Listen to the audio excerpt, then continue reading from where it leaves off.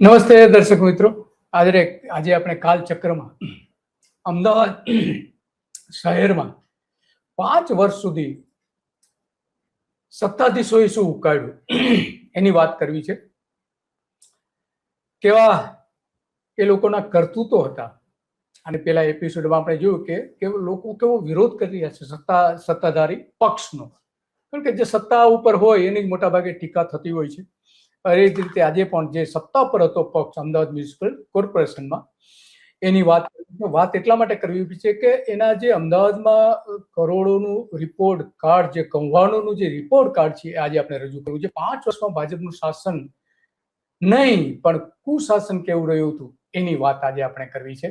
અને એના ઘણા બધા મુદ્દાઓ છે, જેટલા બોલીએ એટલા ઓછા છે. છતાં પણ આપણી પાસે જે કંઈ છે અવેલેબલ એ આપણે જે રેકોર્ડ ઉપર નોંધાયેલું છે એની આપણે વાત કરીએ. અમદાવાદ મતદારોની સંખ્યા લગભગ 38 લાખની આસપાસ છે. એમાં 50% જે મતદાન થતું, જો 100% મતદાન થાય, આપણે એટલી બધી અપેક્ષા ન રાખીએ, પણ 80% જેવું મતદાન થાય તો આ સત્તાધીશો થોડા અંકુશમાં રહે અને વિરોધ પક્ષને થોડો મજબૂત કરવો જોઈએ. માનો કે કોઈ પણ પક્ષને તમે સત્તા આપો, પણ સામેનો જે વિરોધ પક્ષ છે એ મજબૂત હોવો જોઈએ. કારણ કે આપણે જાણીએ છીએ કે અમદાવાદનું જે 26-27નું બજેટ રજૂ કરવામાં આવ્યું હતું, એ બજેટ બોડકદેવના કોર્પોરેટર, કે જ્યાં સૌથી વધારે વિરોધ બોડકદેવમાં થઈ રહ્યો છે. આપણા ભૂપેન્દ્રભાઈ પટેલનો મત વિસ્તાર છે અને અમિત શાહનો પણ મત વિસ્તાર છે. ત્યાં એમને ત્યાંથી ચૂંટાઈને જે જાય છે એ ગિરીશ આપણે જે દાણી જે ચૂંટાણી જાય છે, દેવાંગ દાણી, કે એમણે લગભગ 18,500 કરોડનું બજેટ આ વર્ષે આપ્યું છે. દોસ્તો, 1 મિનિટનો તમારો સમય લેવા માંગુ છું. આપણે આગળ વધીએ કાર્યક્રમમાં એના પહેલા એક અપીલ કરવા માંગુ છું કે ધ ગુજરાત રિપોર્ટ એ સ્વતંત્ર પત્રકારત્વ કરતું સમાચાર માધ્યમ છે. અમે કોઈ પણ રાજકીય પક્ષનો એજન્ડા કે કોઈ વ્યક્તિ કે સંસ્થાનો એજન્ડા લઈને ચાલતા પત્રકારો નથી, અથવા સંસ્થા પણ એ પ્રકારની નથી. અમે પ્રો પીપલ અને રાજ્યના નાગરિકોના પ્રશ્નો માટે એમને વાચા આપવા માટે કામ કરતી સંસ્થા છીએ. અને એના માટે અમારે એક આર્થિક સહયોગની જરૂર છે, જેના માટે અમે જોઈનનું બટન આપણા યુટ્યુબ પ્લેટફોર્મ માટે અમે બનાવેલું છે. આપ સૌને એક વિનંતી છે કે અમારા આ સ્વતંત્ર પત્રકારત્વને આર્થિક સહયોગ આપવા માટે એ જોઈનનું બટન દબાવો અને અમને આર્થિક મદદ આપના તરફથી શક્ય હોય એટલી પહોંચાડવાનો પ્રયાસ કરશો તો અમને આનંદ થશે. Thank you very much. હવે આપણે આગળનો કાર્યક્રમ જે છે એ જોઈએ. અને એમાં શિક્ષણ સમિતિનું પણ 190 કરોડ છે, પુસ્તકાલયનું 5.6 કરોડ છે, હોસ્પિટલનું 50 કરોડની આસપાસ છે. તો આટલા મોટા જંગી બજેટ જે ફાળવવામાં આવે છે તો ખરેખર થાય છે શું? સવાલ એ આવીને ઉભો રહે છે.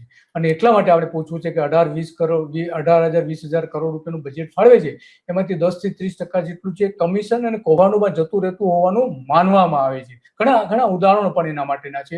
અને મિલકતવેરો લોકો જે ચૂકવે છે એ લગભગ 2,400 કરોડની આસપાસ ચૂકવે છે. એ આપણે આ જોઈ રહ્યા છીએ કે જે આખી કેટલી પદ્ધતિઓથી એમાં આપવામાં આવે છે. 10 વર્ષમાં જે મોટા ગોટાળાઓ થયા, એમાં વીએસ હોસ્પિટલમાં બોગસ રસીદ કાર્ડ થયું હતું. વીએસ હોસ્પિટલમાં જે મેડિકલ ટેસ્ટિંગનું સૌથી મોટું કૌભાંડ થયું હતું અને લોકો એમાં મરી ગયા હતા. આટલું મોટું કૌભાંડ થયું હતું. અને નગરી હોસ્પિટલનું પણ આ રીતે 10 વર્ષમાં મોટા કૌભાંડો થયા હતા. તો મોતિયાકાંડ થયું હતું બોડકદેવ સિવિક સેન્ટરમાં પણ, એને અલગ અલગ રીતે. તો આ જે છે એ ગોટાળાઓ, જે પૂર્વ મેયર જે છે પ્રતિભા જૈન, હવે એને ટિકિટ નથી આપી અને એના કાર્યક્રમો જે થતા હતા એમાં હિસાબોમાં ગોટાળા બહાર આવ્યા હતા. અને એટલા માટે મિસ્ટર કમિશનર બાદશાહની પાનીએ એમાં તપાસના આદેશ કર્યો હતો. વેરાના નાણાંની ઓનલાઈન જે ઠગાઈ કરવામાં આવી હતી, લગભગ 2.40 કરોડની આસપાસ લોકોના, 300 જેટલા લોકોના, આ નાગરિકોના આ રીતે નાણાં પણ એ રીતે લૂંટી લેવામાં આવ્યા હતા. તો સ્મશાન કૌભાંડ પણ થયું હતું કે એમાં સ્મશાનમાં જે લોખંડની આખી જે સ્ટ્રક્ચર હતું એ બદલીને પથ્થરનું કરી નાખવામાં આવ્યું હતું કે જેથી કરીને ઓછા લાકડા વપરાય. તો એ પણ થયું હતું. શાળાનો પ્લોટ જે છે પ્રકાશ સ્કૂલને આપવા માટે પણ 5,000 વારનો એનો પણ વિરોધ થયો હતો. આંગણવાડીમાં પણ 22 બાળકો, જે નારણપુરાની આંગણવાડી છે કે જ્યાં અમિત શાહનો મત વિસ્તાર, અમિત શાહ જ્યાંથી ચૂંટાઈને રહેતા હતા, ત્યાં એમાં 22 બાળકો માંથી 10 બાળકો ભૂતિયા મળી આવ્યા હતા. તો આ મળી આવ્યા પછી આખા અમદાવાદની કેટલી આંગણવાડીઓમાં કેટલા ભૂતિયા બાળકો છે એની તપાસની માંગણી કરવામાં આવી હતી, પણ એ ન થયું. કારણ કે આપણે જાણીએ છીએ કે ચોખા તેલ લોટમાં 13 કિલો લોટમાં અને 14 કિલો જેટલું તેલ અને 82 કિલો જેટલા ચોખા કોણ ખાઈ ગયું હતું? આટલા 20 બાળકો, 10 બાળકોનું. તો બાકીના વિસ્તારોમાં શું હતું? BRTSમાં પણ 198 જે શેલ્ટર એટલે કે જે બસ સ્ટેન્ડ બનાવ્યા છે, છાપરા બનાવ્યા છે, એની સફાઈ પાછળ 2 કરોડ રૂપિયાનો માતબર ખર્ચ કરવામાં આવ્યો, છતાં પણ યોગ્ય તપાસ થતી ન હોવાનો રિપોર્ટ પણ હતો. રસીદ કાંડ થયું હતું હોસ્પિટલમાં. ખાનગી એજન્સી રાજદીપ એન્ટરપ્રાઇઝ દ્વારા VS અને શારદાબેન હોસ્પિટલ અને LG હોસ્પિટલમાં ફરી કામ એને ટેન્ડર આપવામાં આવ્યું હતું. એ પણ એનો વિરોધ પણ થયો હતો. સફાઈ કર્મીઓ સાથેની ઠગાઈ, એની જે ક્રેડિટ સોસાયટી છે એમાં પણ મોટા પ્રમાણમાં થયું હતું. મુઠિયા ગામનું કૌભાંડ પણ બહાર આવ્યું હતું. એમાં જે પટેલવાસથી લઈને વણકરવાસ સુધીના RCC રોડ બનાવવામાં મોટું કૌભાંડ થયું હતું અને માટીનો રોડ બનાવી દીધો હતો અને 14 લાખ રૂપિયા તો એનું આપી દેવામાં આવ્યું હતું. છતાં 2026 સુધીમાં એની કોઈ તપાસ નથી. પેવર બ્લોકનું સૌથી મોટામાં મોટું કૌભાંડ ચાલે છે. એમાં આપણે જગદીશ પંચાલ જે ભાજપના પ્રદેશ પ્રમુખ છે, એ જે ધારાસભ્ય તરીકે ચૂંટાઈને આવે છે નિકોલમાં, તો ત્યાં પણ 5 લાખની ગ્રાન્ટ પેવર બ્લોક નાખ્યા હોવાનું બોર્ડ લગાવી દીધું હતું. એક સોસાયટીમાં પણ પેવર બ્લોક તો નાખવામાં નતા આવ્યા. લોકોએ વિરોધ કર્યો વિરાટનગર બોર્ડમાં અને કોર્પોરેટરે પણ વિરોધ કર્યો કે ભાઈ આ કોઈ પણ રીતે વાજબી નથી, કોમન પ્લોટ જ નથી. ત્યાં તમે કઈ રીતે કામ કરી શકો? આવા લગભગ ત્યાં 81 જેટલા અલગ કામો મંજૂર થયા હતા વિરાટનગર, વસ્ત્રાલ અને નિકોલ વિસ્તારમાં. ડ્રેનેજ થી લઈને પેવર બ્લોક નાખવાથી લઈને બીજા બધા મળીને 81 જેટલા અને લગભગ 4 કરોડ જેવું હતું. પેવરમાં રેતી નાખવાનું પણ કોટ વિસ્તાર જ્યાં છે, ખાડિયા અને બીજી ઢાલની પોળ ને એ બધામાં, ત્યાં ખરેખર સિમેન્ટ નાખવો જોઈએ, એટલે રેતી નાખીને જ ઉપર પેવર બ્લોક બનાવીને દેવામાં આવ્યું હતું. શંભુની પોળમાં પણ આવું થયું હતું અને રોડના તો મોટા પ્રમાણમાં કૌભાંડો અમદાવાદમાં બહાર આવ્યા હતા. આજથી નહીં, 2017 થી લઈને ઘણા બધા એની તપાસ, તે તપાસમાં પણ ગોટાળાઓ કરી દેવામાં. 2017માં તો 400 કરોડ રૂપિયાનું કૌભાંડ થયું હતું. કારણ કે અમદાવાદમાં દર વર્ષે 1000 કરોડ રૂપિયા રોડનું બજેટ છે. એમાં 5 વર્ષમાં લગભગ 5000 કરોડ રૂપિયા રોડ માટે ફાળવવામાં આવે છે અને 6000 કરોડ નું માર્ગનું પણ અલગથી બજેટ પણ હોઈ શકે છે. તો આ બધી બાબતો જે છે એટલા માટે આપણે રજૂ કરવી પડે છે કે આ જે રીતે ત્યાં થાય છે એમાં મોટા પ્રમાણમાં ગોટાળાઓ થતા હોવાનું પણ બહાર આવ્યું હતું.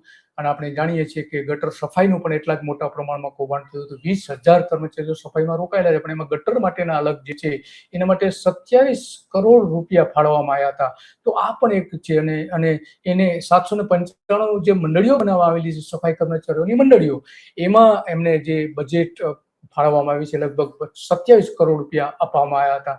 તો એ બધું થયું હતું અને એમાં ઘણા બધા લોકો મોત, સફાઈ કામદારોના 2001 થી 2005 સુધીના 16 કર્મચારીઓના મોત થયા હતા. એને જે વળતર મળવું જોઈએ એ પણ હતું.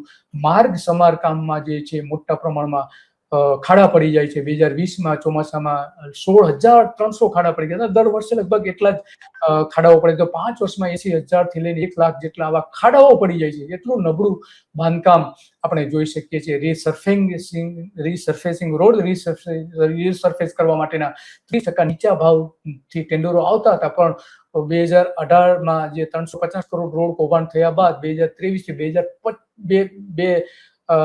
થી 25% સુધી ઊંચા ભાવથી આપવામાં આવ્યું હતું. આમ કોન્ટ્રાક્ટરોને મોટો 55% જેટલા ઊંચા ભાવ આપવામાં આવ્યા હતા બધા થઈને, જે નીચા ભાવ પ્રમાણે ગણીએ તો. દર વર્ષે ડામર પાથરવાના પણ એટલા જ કૌભાંડ થાય છે. આપણે એક પછી એક તસવીરો પણ એની જોઈ રહ્યા છીએ.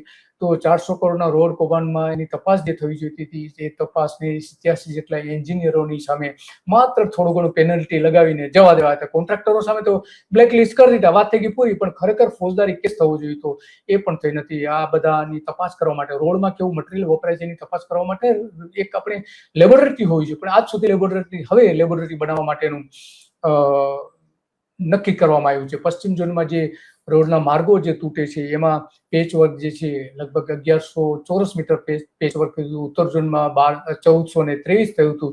તો આ રીતે અલગ અલગ ઝોનમાં પેચવર્ક થાય છે અને ખાડા પૂરવા માટે 80 કરોડનું ખર્ચ કરવામાં આવે છે. એક ખાડો પૂરવા માટે 60,000 રૂપિયાનું ખર્ચ થતું હોવાનું એના ઉપરથી આપણે અંદાજ મૂકી શકીએ છીએ.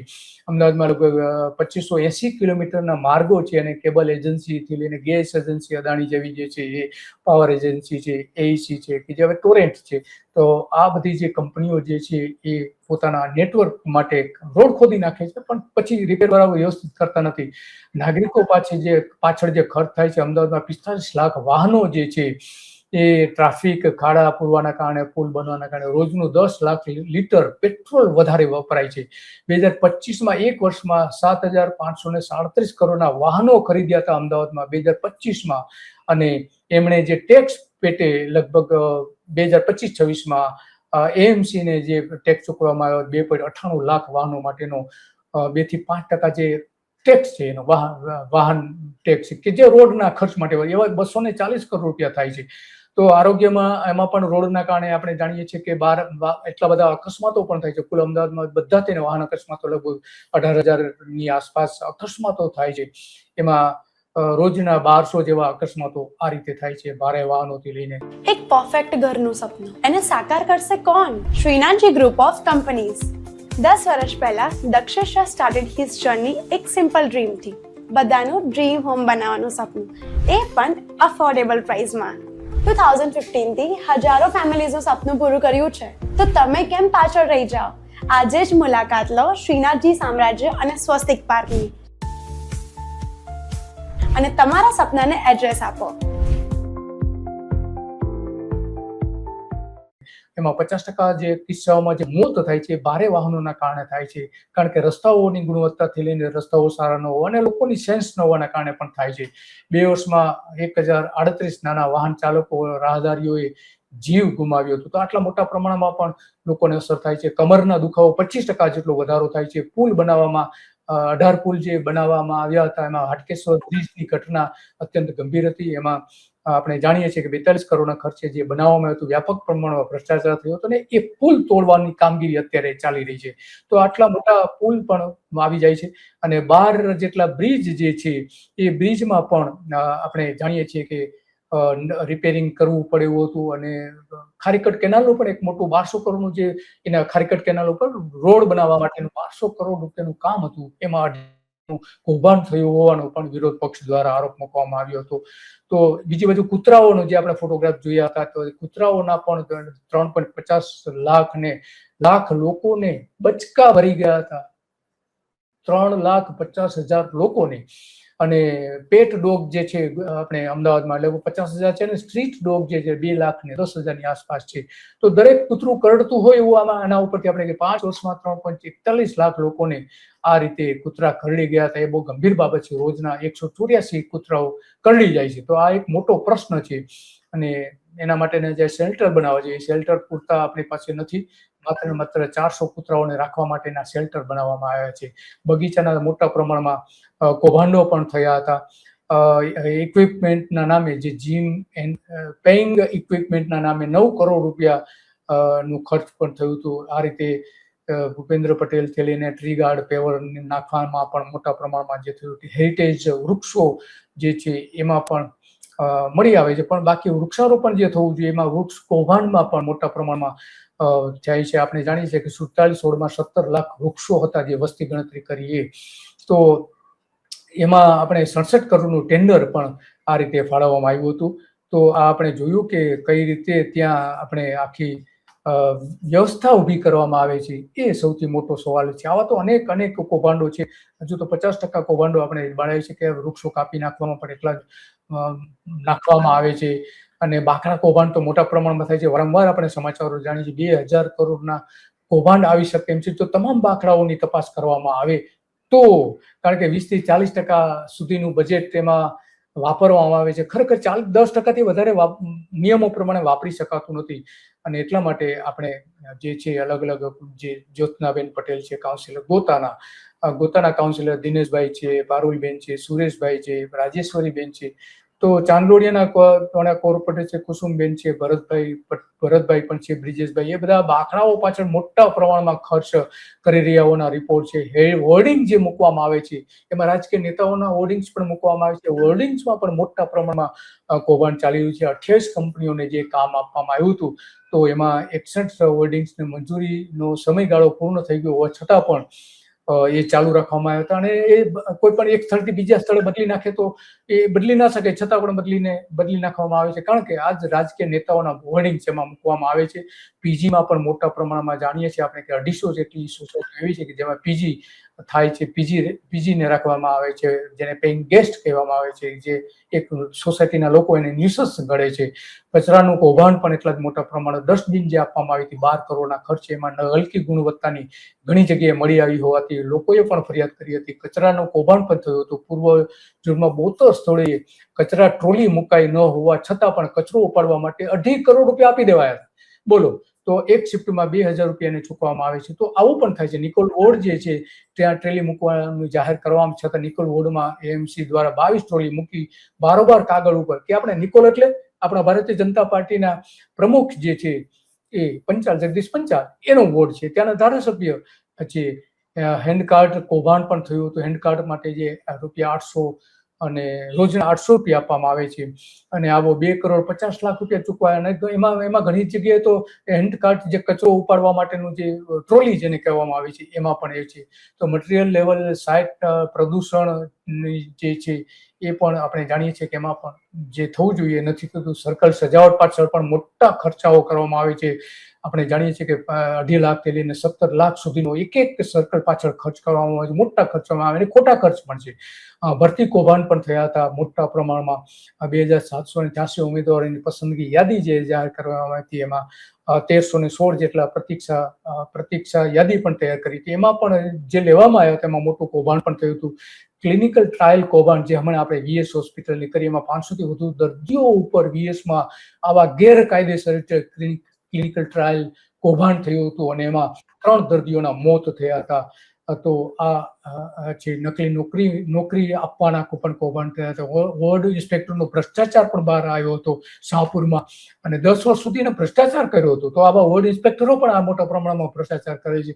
અદાલતનું એક પણ મોટું કૌભાંડ જે કોર્ટની પેરેલલ કામગીરી કરે છે એને અન્ય માટેની, તો એમાં પણ આર્બિટ્રેટર જે કહેવામાં આવે છે મધ્યસ્થી, એમાં 104 કરોડ રૂપિયા આપવામાં આવ્યા હતા. 5 વર્ષમાં એની પાછળ 60 કેસ હારી ગયા હતા, છતાં પણ 5 વર્ષમાં 60 કેસ હારી ગયા હતા અને 109 કરોડનું નુકસાન અમદાવાદ મ્યુનિસિપલ કોર્પોરેશનને થયું હતું.